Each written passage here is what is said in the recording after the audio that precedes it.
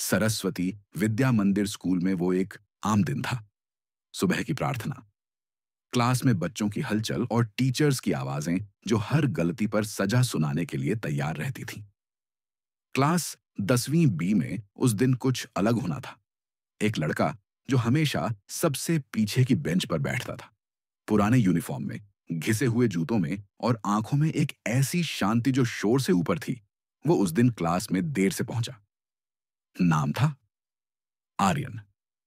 जैसे ही वो क्लास में दाखिल हुआ, प्रिंसिपल सर क्लास विजिट पर थे।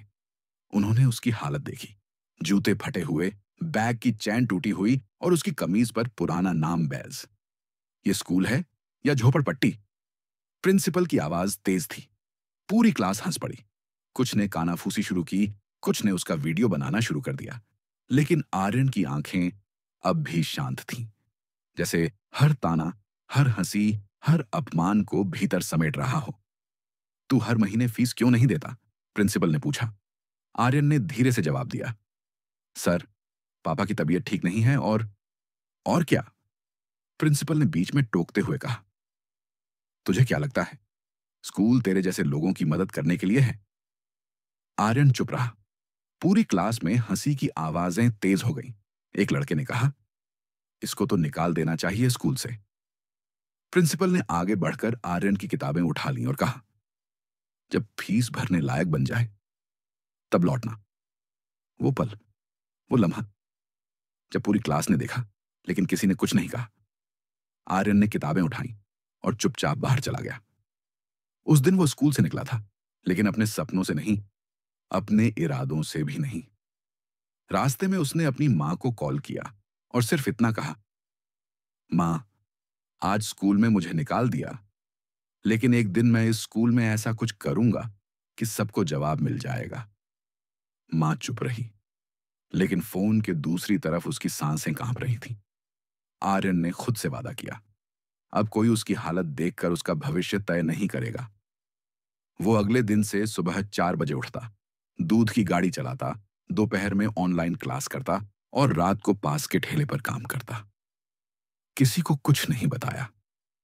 उसने सब कुछ अंदर ही रखा और सिर्फ बढ़ता गया। किसी को नहीं पता था कि कुछ सालों बाद वही लड़का जिसके जूतों पर प्रिंसिपल ने ताना मारा था, वही स्कूल की चाबी लेकर वापस लौटेगा। 5 साल बीत चुके थे। स्कूल वही था, सरस्वती विद्या मंदिर। वही लाल ईंटों की इमारत, वही पुरानी घंटी, वही चपरासी जिसकी सीट की आवाज अब भी वैसी ही थी। लेकिन उस दिन स्कूल के गेट पर भीड़ थी।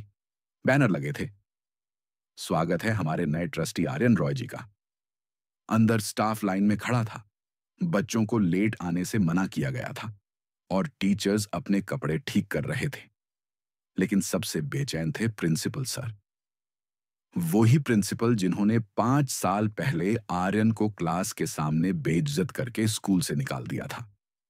एक काली गाड़ी स्कूल के गेट पर रुकी। दरवाजा खुला और बाहर निकला एक नौजवान, साफ सुथरा सूट, चेहरे पर हल्की सी मुस्कान और आंखों में ऐसा तेज जो सवाल नहीं करता, सिर्फ जवाब देता है। वो धीरे धीरे स्कूल के गेट की ओर बढ़ा। पूरा स्टाफ तालियां बजा रहा था, बच्चे फोटो ले रहे थे और प्रेस कैमरा चमका रही थी। आर्यन ने गेट पार किया और उसी क्लास के सामने रुका जहां उसे कभी सबके सामने निकाला गया था। प्रिंसिपल अब उसके सामने थे। पसीना पोंछते हुए बोले, बह, बेटा आर्यन, हम तो तुझे कभी भूले ही नहीं। आर्यन ने मुस्कुराकर जवाब दिया, आपका शुक्रिया सर, आपकी एक लाइन ने मेरी जिंदगी बदल दी थी। सब चुप। फिर आर्यन ने माइक उठाया और बोला, 5 साल पहले इस स्कूल में मेरे पास सिर्फ एक सपना था और एक ताना। आज मैं लौटा हूं, लेकिन उस ताने का जवाब देने नहीं, उन बच्चों के लिए एक रास्ता खोलने जिन्हें सिर्फ उनकी हालत देखकर जज किया जाता है। तालियां बजने लगीं। टीचर्स जो कभी हंसते थे अब सर झुकाए खड़े थे।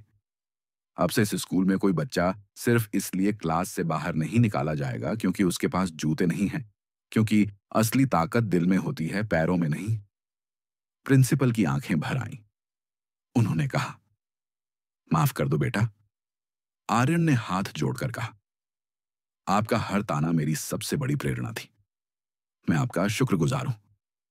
उस दिन स्कूल में सिर्फ एक ट्रस्टी नहीं आया था, एक मिसाल आई थी। अगर किसी ने आपको भी कभी सिर्फ आपकी हालत से तोला हो, तो याद रखिए, किसी का नहीं आपके हाँ को रोक नहीं सकता। ऐसी और कहानियों के लिए जुड़े रहिए सच्ची बात के साथ।